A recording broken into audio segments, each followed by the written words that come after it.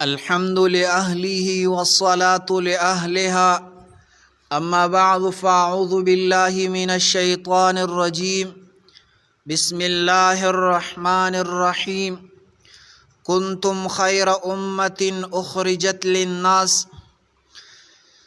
صدق الله العظيم۔ حضرات محترم، اللہ رب العزت نے اس امت کو جو شان عطا فرمائی ہے وہ کسی اور امت کو نہیں ملی۔ یہ امت وہ ہے جسے اللہ نے خیر امت کہا اور فرمایا کنتم خیر امت اخرجت للناس، تم بہترین امت ہو جو لوگوں کے نفع کے لیے نکالی گئی ہے۔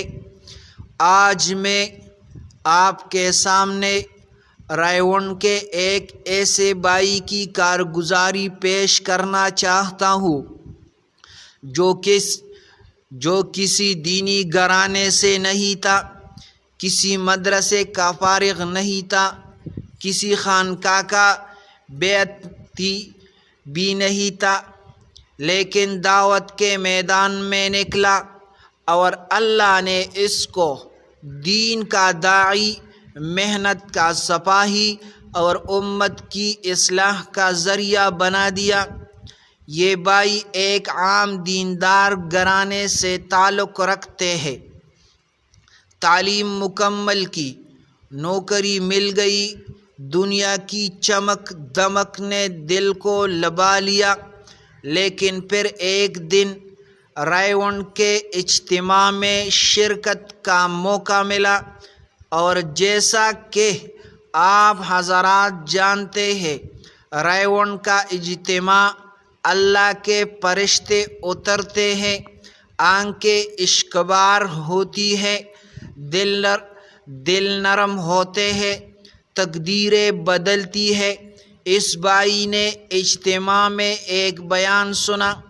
کسی بزرگ نے فرمایا حضرات، اگر آپ دنیا کی دھندوں میں ہی لگے رہے تو امت کا کیا ہوگا؟ اللہ کا دین کون لے کر چلے گا؟ مسجدوں کو آباد کون کرے گا؟ قرآن کی صدا کس کے ذریعے گونجیں گی؟ یہ الفاظ اس بھائی کی دل میں اتر گئی، آنکھوں سے آنسو بہنے لگے۔ اسی لمحے اس نے فیصلہ کر لیا کہ وہ بھی اس قافلے کا حصہ بنے گا جس نے دنیا میں دین کو غالب کرنا ہے۔ حضرات، وہ بھائی مرکز میں کچھ دن لگا اور اس کے بعد 3 دن کی جماعت میں چلا گیا۔ وہاں اس نے نماز کی پابندی، سنتوں کا اہتمام، تعلیم و تلاوت، ہر چیز کو اپنے معمولات کا حصہ بنایا۔ پھر اس بھائی نے 4 ماہ لگائے۔ جب واپس آیا تو بدل چکا تھا، چہرے پر نور، دل میں سکون، زبان پر ذکر، آنکھوں میں دین کی طلب۔ اب وہ خود جماعت بناتا، رائیون میں آ کر مشورے کرتا، ذمہ داروں کے ساتھ تعلق جوڑتا اور اپنے گاؤں، محلے، بازار میں دعوت کا ماحول قائم کرتا۔ ایک دن مرکز رائیون میں مشورہ ہوا۔ اس بھائی سے کہا گیا بھائی فلاں بستی میں دین کا ماحول نہیں، وہاں چلہ لگا کر محنت کرے۔ اس نے کہا حضرات حکم کیجئے، جان بھی حاضر ہے، اور گیا اور وہاں ایسی محنت کی کہ بستی کی مسجد جو بند تھی آباد ہو گئی۔ لوگوں کے گھروں میں شراب، موسیقی، لڑائی جھگڑے کا ماحول تھا۔ آج وہاں صبح شام تعلیم ہوتی ہے، اذانوں کی آواز آتی ہے، ذکر کی محفلیں ہوتی ہے۔ حضرات، ایک نوجوان وہاں بے نمازی تھا۔ جب یہ بھائی اسے دعوت دیتا وہ مذاق کرتا، لیکن بھائی نے صبر کیا، دعائیں کی، اخلاق سے پیش آیا۔ آخر کار وہ نوجوان آیا، مسجد میں بیٹھا، رونے لگا، اور آج وہی نوجوان 6 ماہ لگا کر واپس آیا ہے اور اب خود جماعت لے کر نکلنے کو تیار ہے۔ یہ بھائی واپس ریونڈ آیا تو اسے مہمان نوازی کی خدمت دی گئی۔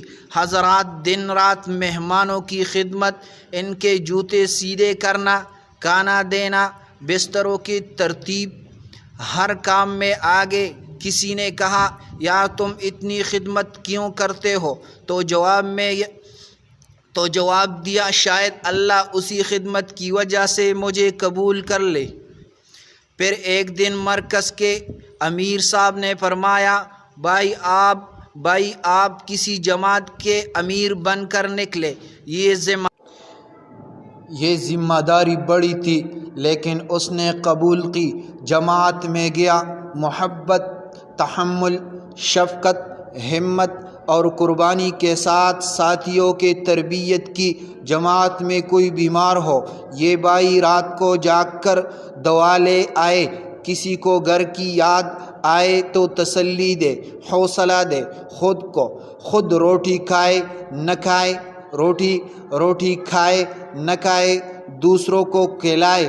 حضرات، اس بھائی نے اپنی زندگی وقف کر دی، اس کی بیوی نے بھی قربانی دی، بچوں نے بھی صبر کیا، لیکن اللہ نے ایسی برکت دی کہ ان کے بچے بھی اب دین کی راہ پر چل رہے ہیں۔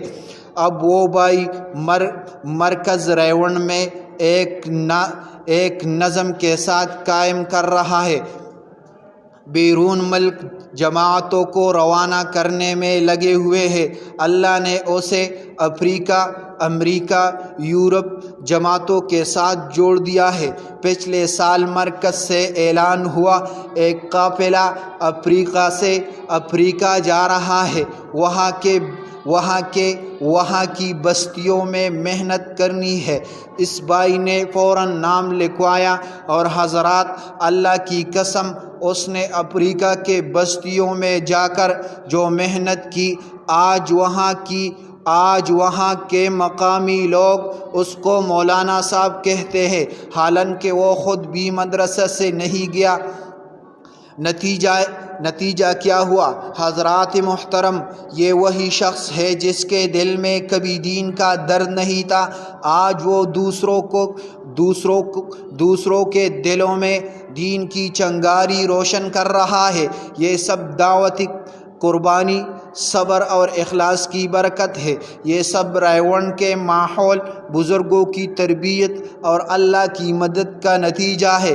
آپ بھی آئے ریونڈ کے ماحول میں کچھ دن لگائے، دین کی فکر اور اپنی فکر بنائے، اللہ کے دین کا کام کرے۔ اللہ آپ کی دنیا اور آخرت کو سنوار دے گا۔ جزاکم اللہ احسن الجزا۔